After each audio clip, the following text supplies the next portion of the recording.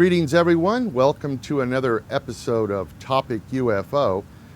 Tonight, we're going to be speaking with some folks down under, Miss Larraine Cilia and Dominic McNamara.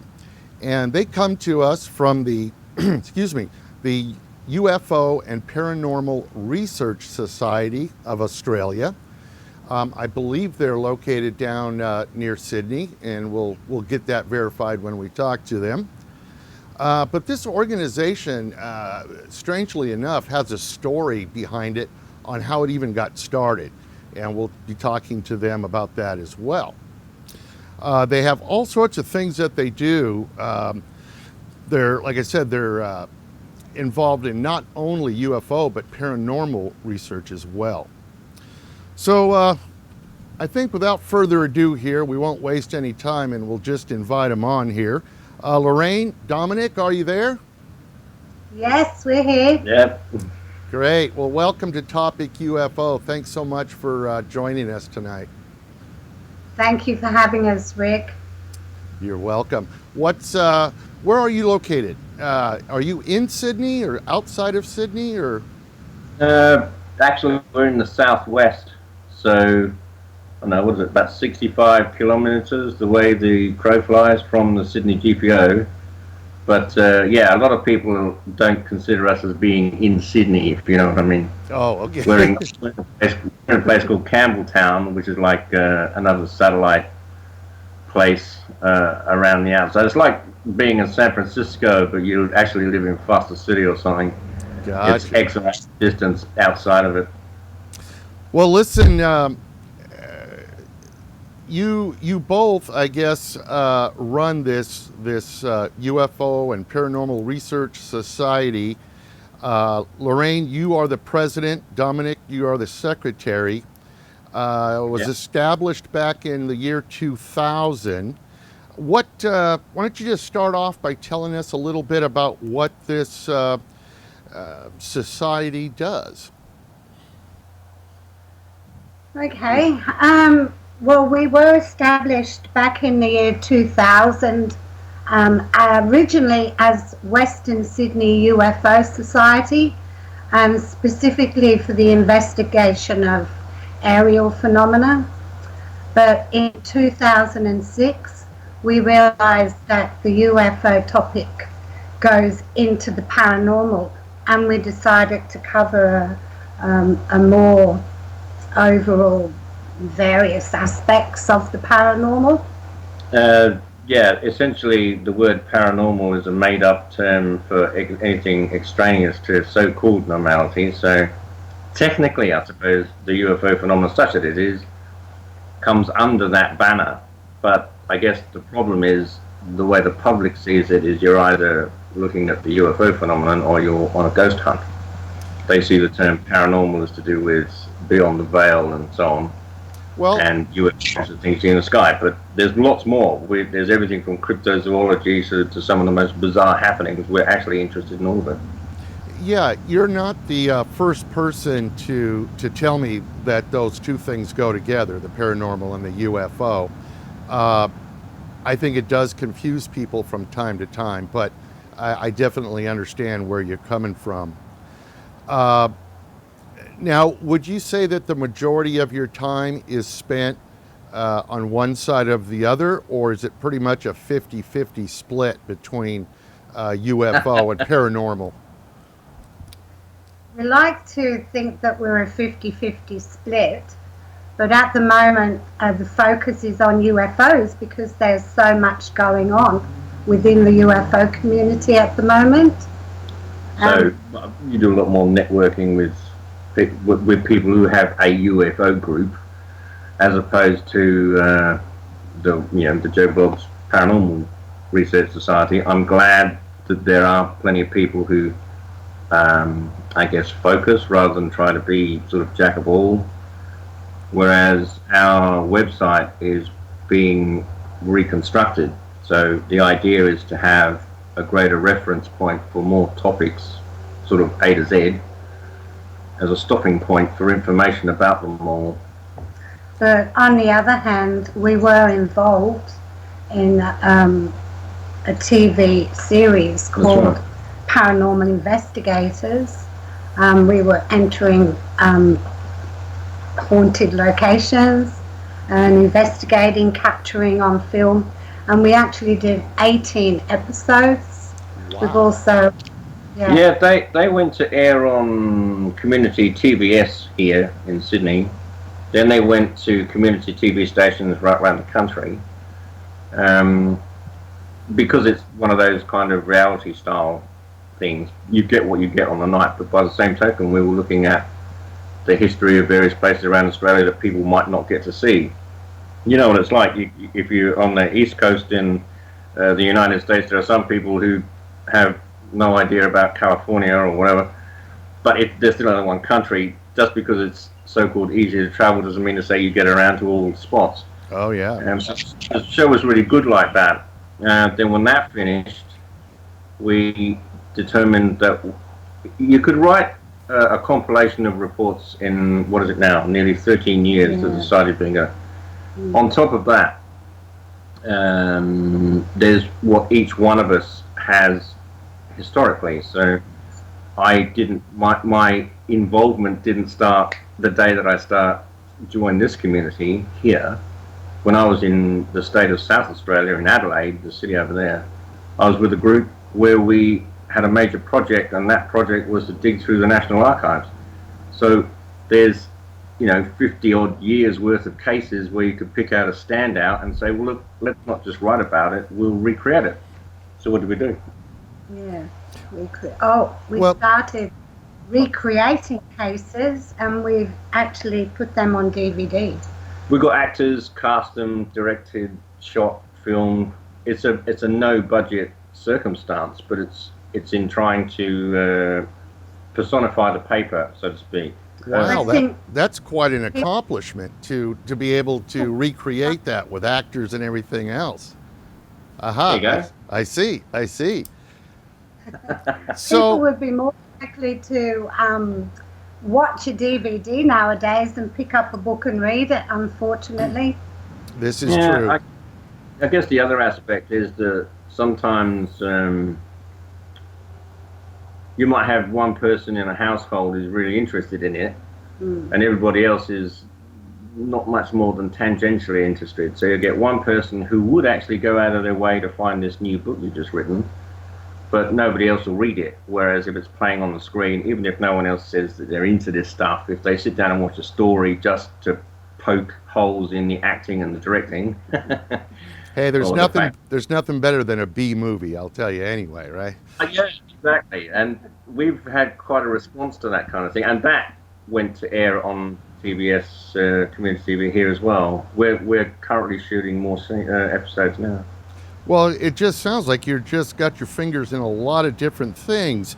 Let me ask you, now I know that there was a particular case that got this whole thing rolling, I believe, and that was the Lello Novak case. Is that correct? That's correct. So, tell us a little bit about that, because if the viewers aren't aware of this, Lello Novak is a person down in the Sydney area that had, I guess, an experience. So tell us about that, Cilia.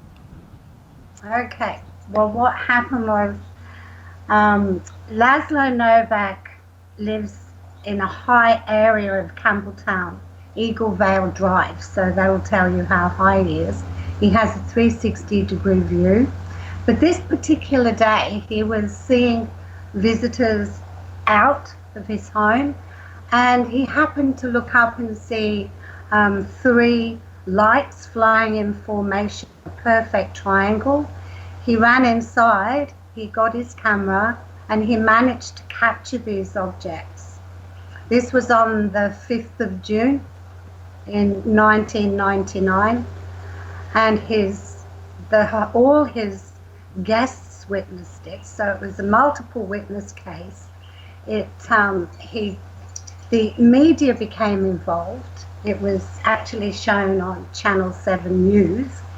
So this was kind of big deal back in '99, and they couldn't explain what they were. They were scrutinized and accepted as UFOs, unidentified flying objects. That's the one that went to the newsreel. That's the one that went to the newsreel. I remember that because I think there were some other people. Were there other people in the same neighbourhood? Yep. So what happened was, later that night, the objects came back. He was watching the skies. Which you now. do. So later on, they came back, and one of them came really close, so he could actually see the shape of the object. It was round like a donut with a black center. It was orange in color. He had his camera. He was running along the street, capturing this object on his camera. He got to the corner, and another family who lived in the street came around the corner in the car. And they're a Muslim family, so it's highly unusual to have a Muslim family corroborate the sighting. But they actually saw the same thing. Actually, the first thing they did, almost instinctively, when you see a guy in the middle of the night with a black device shoulder mounted running up the middle of the street, was they avoided him as much as they possibly could and drove off. But then the guy behind the wheel, the father of the family, he started up, he said, wait a minute, that was a camera. And of course then they started looking for what he was looking for, and because it's a crescent, the street, that they didn't actually know each other prior to this, so that didn't help. So he drove right the way around and came back again, and then they all stood there and saw this thing. So now how did this lead in though to the organization that you have now? Well, because it was covered by the media, it was in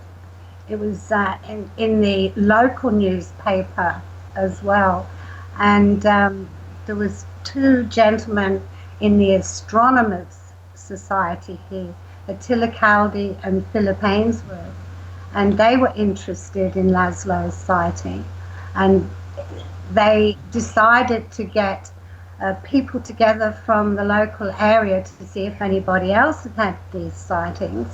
And I read it in the local paper. I'd been having sightings, and I went along to the first meeting, and as a founder member, it became an ongoing meeting, everybody meeting once a month. There would have been, we had a tiny little room in the local library that seats probably 30 people, and there would have been at least 60 people crammed into this little room. People who had had sightings in the area had a story to tell, and all because of Laszlo's sighting. So Lello is the founder of the Western Sydney UFO Society, along with Attila and Philip. Yeah, and none of them are associated with the organisation now. Does Lello attend the meeting still? Occasionally, he's coming to this one. He's coming along to see Mary Rodwell. Oh, okay. And because eventually he did go under hypnosis. There was an hour missing on his tape. Yeah, that's true. The family that saw the objects with him became totally obsessed. Laszlo became totally obsessed. It affected them. Well, I was just going to tell you, I met Laszlo via Facebook, actually, and we got to talking, and we linked up on Skype and started talking, and he wanted to show me how he captured the video. So here's this guy. He's not a young guy. He's not an old guy, but he's not a young guy. And he's walking around his front yard with this wireless laptop with a camera on it. He climbs the ladder up his roof with this laptop in hand, all the way up on top of the roof, and he's showing me how he catches these videos. And it's just amazing, really amazing. And from what I've seen, he's continuing to capture strange things in the air, is he not? Yes, Yes. that's true. He has a YouTube channel, Color UFO, and it's global, obviously.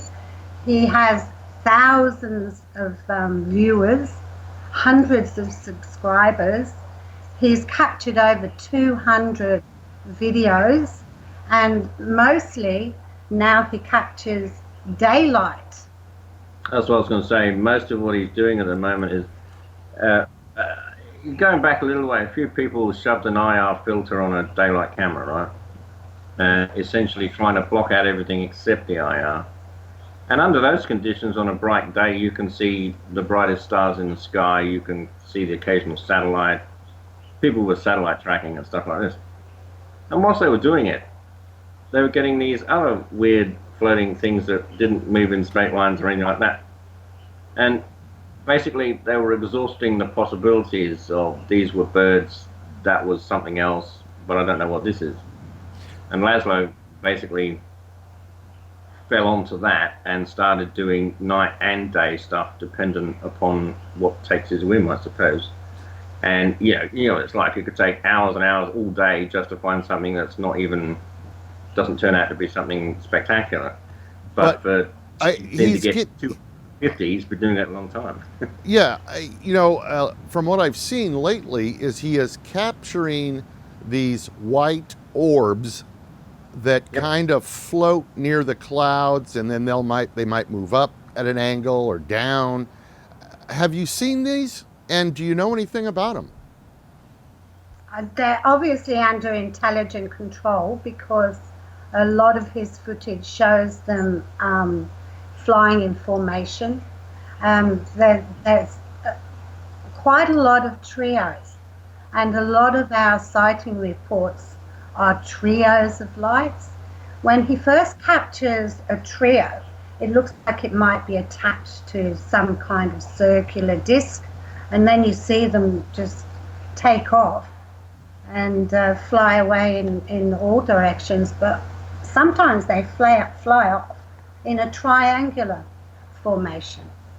So I don't know, is there something to do with the IR filter capturing things that we can't see with the naked eye, because you can't see them with just his normal camera. What he does is he's up on his roof, he's got a good 360-degree view, so he's got a camera with an IR filter connected, and he's got a camera without the filter, so he's showing the blue sky, and through the IR filter it's kind of green and white.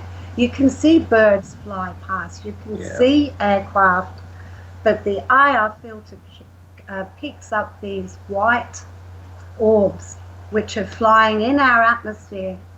We don't know what they are, but he's not the only one to be picking them up. Well, that's actually, I was going to ask you, are there others that are seeing these things down there? Oh yeah, we tried it out. we tried it ourselves. I said, okay, look, let's not get something for the equipment we've got. We matched the exact same equipment just to look at the 940 or 850, like near or far IR filtering, to try and replicate the circumstances. And I could see the occasional satellite. I could see the brightest star in the sky at that time. And I could see some of this other stuff. And as we said, occasionally quite clearly make out birds with an IR at extremely, what for a terrestrial creature at a high altitude. But you couldn't see it very well either with the unaided eye or with an optical device of any other kind, because it was picking up a sun reflection spot so brightly that you could see it with the IR as a dot. But every now and then you could see the wing flap or whatever. But some of these other things, I figured I'd explain it away in a week or a month by talking to a few people from laboratories, etc. And here we are, I don't know what, a year later, and some of them are still in the too hard to do pile. So I'm very inquisitive. I want to know what they are. And he's not the only one who's been picking them up. There's another gentleman who's made his mark in the UFO field over here at the moment, Damien Knott, and he has a channel, Night of Truth, KNIGHT, Night of Truth 79, and he's been getting global interest from his footage. And a lot of his footage, he's capturing orbs through the day as well. Now you can get the night vision with the IR filters you can use through the day. That's true. That rather like the explosion of the handy cam. Suddenly there were, 5 million videos, and generally I find the things that I look at, there's kind of like a 90% rate. It's the last 10% that you can't either easily explain, push an explanation like a skeptic would. Yeah.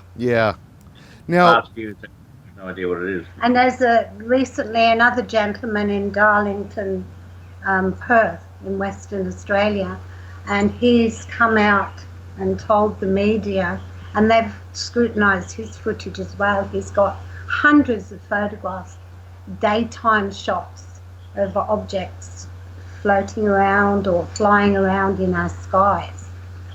So it's just another way of capturing what's going on out there. well, I tell you, I speak to people all over the world, and it sure seems like the amount of activity going on lately is just skyrocketing. It is, it's phenomenal. That's true. I don't know whether it's because more people are looking for them, or if they're, if truly more activity, but it seems like more is being reported. Cilia, let me ask you, did you have some type of experience yourself? Yeah. The most recent thing we all have to some degree, but the most recent thing, this is really strange because we meet at the art centre in Campbelltown, and after it's over, a few of the committee that ran the meeting, which was myself, Larraine, Kelly, Darren, Mike and Mark, and then there was Mike and Mark, who are a couple of members. We were standing around having a chat in the car park, and being a car park for a public facility, there's a street lamp here and a street lamp there and so on, but then it's well lit enough for safety, but there are gaps in between, including trees. And the guys were standing around having a chat on one side of the tree, and I'm standing over next to my car, at the back of my car, near one of the street lamps. One of the reasons, even we don't, talk and stare at the sky at the same time, but one of the reasons you might look up is you notice something unusual, out of the ordinary. What I mean by that is out of ordinary things. A commercial airliner traveling south to southwest, then a light aircraft traveling north to south and then turning. They give this optical illusion occasionally. You think, these guys are going to cross, but it's not true. One's flying further away from you at higher altitude, and they almost obtend the same angle, so they're miles apart from each other. But it's just one of those curious things, and a bird flies past, all the things that you would normally see. Then what happened? Well, as we were watching the aircraft, and we would not have seen it unless we were watching the aircraft, Darren said, "What's that?" And we all look up, and there's this massive triangular shaped object. Actually, we can give you a diagram later, but it's delta. Oh, have you seen it? It's a kind of delta shape. Oh, so in other words, that's the picture of that. Yes, I saw it. Concave, the rear of it. That's what it looked like. And like a biplane apparatus across the front of it. I didn't see the front. The explanation is that if you have the nose area, that there appeared to be some equipment hanging either side, right top and bottom. Rather like biplane wings would be on there. Really strange. It was close enough to be able to see like round nobules around the outside of it, which we think that's probably the lights, but it didn't have its lights on. It was totally black, yes. Totally silent, and just moved across the sky, blocking the stars as it moved across. That's how you could see it. So no possibility that this could be one of the drones that they always talk about, the military drones. No chance of that. But I mean, It didn't make any sounds. B, it's even a drone. It would be unusual that it would be at an altitude where it didn't reflect any, because it's over Campbelltown. Yeah, it's any air glow or whatever. This thing was extremely stealthy. I just caught the back edge of it when everyone was pointing, because I didn't have the reference point. I wasn't looking at the aircraft, so I didn't know where they were looking behind it after they'd gone. So the commercial one's gone, the light aircraft's gone. They said, "What's that following them?" And I'm on the other side of the tree. I've got the light to my right. So as I look, I just catch the back end of it, because the halo mucks up your night vision, so to speak, to be able to see things that are dim. So I just caught the back edge shake, but I didn't see how fast it went or as it disappeared. The other members did. And as far as they were concerned, it couldn't even have been something that was powered. You know, here you have paragliders style drone equipment. It was going too fast for that. Yeah. And talking about sightings where people see something for a couple of seconds, from the first instance that the other guy started yelping to when they last got sight of it was at least 8-10 seconds, I'd say. And all that happened in between time is other people saying, "Oh yeah, no, I can see it," and including I was the last one. It's just unusual for this to be happening over residential Campbelltown. Yeah, if you didn't want people to see it, it's not something you do.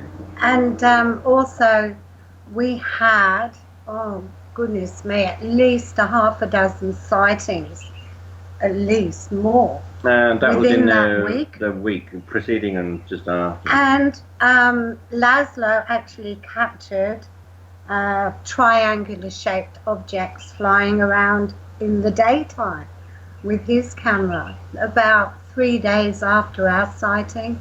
It's a leap to link them all together, of course. Right. But all the way down the coast, the sightings came in as far down as Kiama of objects in the sky. Wow. Well, listen, folks, we're getting a little down here on time. We're almost out of time, but I wanted to get your website out there where people can find out more about you and your organization. Okay. Can you give us your website? Yeah, the website is UFOsociety.net.au. Okay. You can precede that with the 3 W's or not. All right. Having said that, one of the things that we also do is publish a bi-monthly journal. Yes. The Phenomenon Times. So a lot of stuff goes into that. Subscribers, in other words, people can join online. They can contact us through the email that's there and the contact details.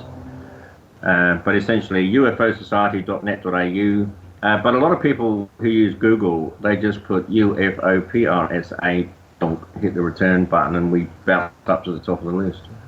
And then these meetings that you have, I take it they're open to the public, or do you have to become a member, or what? No. All it means is that members get in for almost token amounts of money, and non-members pay a little more, that's all. And they're monthly meetings? They go onto the email list and they receive the bi-monthly magazine. Yes. And any information, any conferences. Just recently we had Charles Hall come here for to us. Yes, he was on the local morning show there, wasn't he? Yeah. Yeah, they're beginning to take it very seriously here in the media, which is really good. Isn't it amazing? Yeah, it is. It's quite amazing. I think everyone's had a run-in with the media and thought, I don't know if they'd do that again. And there have been other times when they've at least had a well-balanced presentation of what they shot with you that day. But now you get interviews like this where no one does the tongue-in-cheek thing at all. Morning and breakfast stuff was always that way, wasn't it? Yeah, always, always. It's so nice because it's happening over here as well. They are taking it more seriously. Excellent. You know, they don't play the little Twilight Zone music at the end of the interview, right? Like they used to. Well, listen, guys, I'm so sorry, but we are definitely just out of time here. I wanted to say thank you so much for coming on the show and telling us about your organization and some of this activity that's been going on down there. I'm sure we could talk for a few more hours, so we'll definitely have to have you guys back on again and talk a little bit more. Anytime you like. Thank you. All right. Well, Dominic, Larraine, thanks again, and you have a good evening. Thank you, Rick. All right. Too. Bye. Good night. Good night.